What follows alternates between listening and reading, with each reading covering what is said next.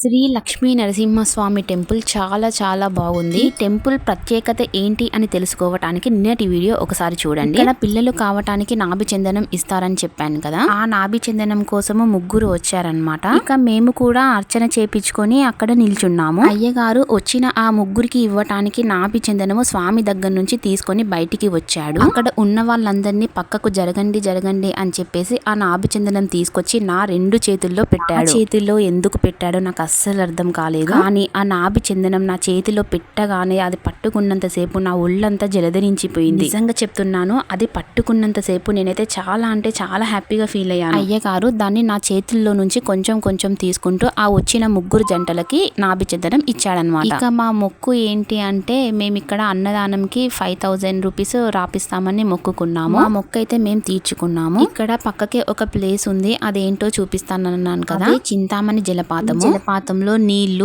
ఎక్కడి నుంచి వస్తున్నాయో ఎవ్వరికీ అర్థం కాదు, కానీ ఎప్పటికీ వస్తూనే ఉంటాయి. వాటర్ తాగితే మన ఆరోగ్యం బాగుంటుంది అని అందరూ అంటారు. ఇక మేము ఇక్కడ నుంచి ఇంకో ప్లేస్ కి కూడా వెళ్ళాము. ప్లేస్ ఏంటి అని నేను నెక్స్ట్ వీడియోలో చెప్తాను. వీడియో నచ్చితే లైక్ చేయండి. Okay friends, bye.